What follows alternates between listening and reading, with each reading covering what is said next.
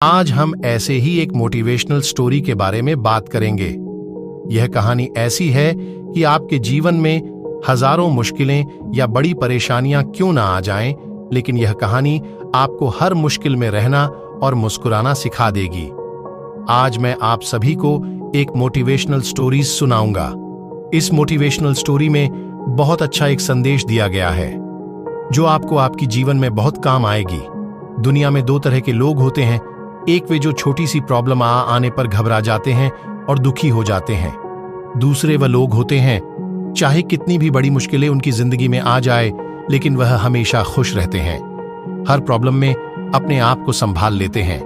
एक वे जो जिनके पास सब कुछ होते हुए भी लेकिन फिर भी वह हमेशा दुखी दिखते हैं, आपको हमेशा वे दुखी ही मिलेंगे। और दूसरे वे जिनके पास कुछ हो या ना हो, लेकिन वह आपको हमेशा खुश दिखते हुए मिलते हैं, मुस्कुराते हुए मिलते हैं।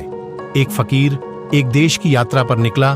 जब रास्ते में रात हो गई तो वे एक व्यक्ति घर रुक गया। उस व्यक्ति का नाम था आनंद।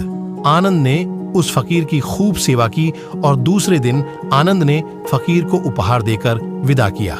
वह फकीर आनंद की सेवा से बहुत खुश हो गया और दुआएं देने लगा कि हे भगवान, आनंद को हमेशा खुश रखना और वह हमेशा दिन प्रतिदिन आगे बढ़ता ही रहे।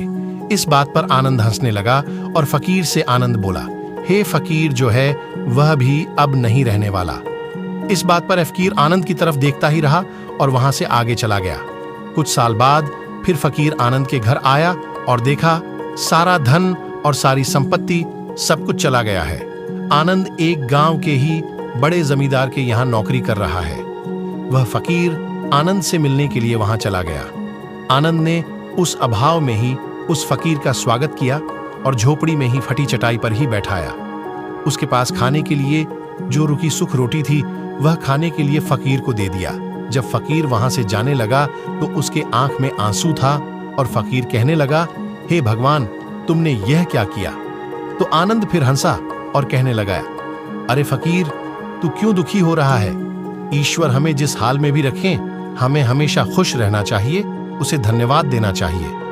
समय सदा बदलता रहता है और इतना ही नहीं, यह भी नहीं रहने वाला है। इस पर फकीर सोचने लगा कि मैं तो केवल वेश से ही फकीर हूं, लेकिन सच्चा फकीर तो तुम हो आनंद।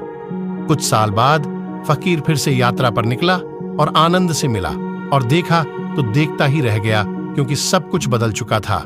आनंद अब जमींदारों का जमींदार बन चुका था। उसे मालूम हुआ आनंद जिस जमींदार के यहाँ नौकरी कर रहा था उसकी कोई संतान नहीं थी और अपनी सारी संपत्ति और जायदाद आनंद को दे दी। फकीर बहुत खुश हो गया और आनंद से कहा, अच्छा हुआ वह जमाना गुजर गया, भगवान करे अब तुम ऐसा ही बना रहो। यह सुनकर आनंद फिर हंसने लगा और कहने लगा, फकीर, अभी भी तेरी नादानी बनी हुई। फकीर ने फिर आनंद से पूछा, क्या यह भी नहीं रहने वाला? तो आनंद ने उत्तर दिया, हाँ, या तो यह चला जाएगा या फिर इसको अपना मानने वाला ही चला जाएगा। यहाँ पर कुछ भी रहने वाला है ही नहीं। अगर कोई चीज शाश्वत है तो वह है हमारी आत्मा, वह है हमारी मन की शांति, वह है हमारे मन का सुकून, और बाकी जो कुछ भी है वह हमेशा रह नहीं सकता। आनंद की बातों को बहुत ही ध्यान से सुना और वापस चला गया। जो होता है उसे स्वीकार करो। कुछ सालों के बाद फिर फकीर जब उस गांव से गुजरा तो आनंद का महल तो है, लेकिन उसमें आनंद ही नहीं है। उसमें कबूतर गुटरगू कर रहे हैं। आनंद अब इस दुनिया में नहीं रहा, उसकी मृत्यु हो चुकी थी।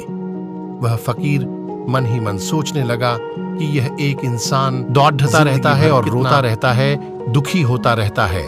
जिन चीजों के लिए इंसान तड़पता रहता है, दुखी होता रहता है, वास्तव में वह चीज जो हमेशा रहने वाली है ही नहीं, वे सारी चीजें बदलने वाली हैं। यह कहानी यह शिक्षा देती है कि हमारे जिंदगी में जब भी कोई मुश्किल, तकलीफ या दुख आए तो हमें यह सोचना चाहिए कि जिंदगी में इससे पहले मुश्किलें या उलझनें आईं तो क्या वे हमेशा रुकी रहीं? जैसे सारी मुश्किलें आकर चली गईं, वैसे ही यह भी मुश्किल चली जाएगी। यह भी हमेशा रहने वाली नहीं है। तो आप हमेशा याद रखिए कि जिंदगी में कितना भी बड़ा दुख क्यों ना हो, वह हमेशा रहने वाली नहीं है। ये दुख भी चले जाएंगे। एक बार अकबर ने बीरबल से कहा कि बीरबल, आज कुछ ऐसा लिखो कि जब मैं खुशी में पढ़ूं तो दुख और जब दुख में पढ़ूं तो खुशी हो। तो बीरबल ने लिखा, यह वक्त भी बीत जाएगा। ये एक ऐसा वाक्य है, जब इसे खुशी में पढ़ेंगे तो दुख होगा और दुख में पढ़ेंगे तो खुशी होगा। मुझे उम्मीद है कि आप सभी को आज का यह कहानी बहुत पसंद आया होगा। यदि पसंद आया हो तो कृपया आप इस कहानी को सबके साथ में शेयर जरूर करें। बहुत बहुत धन्यवाद।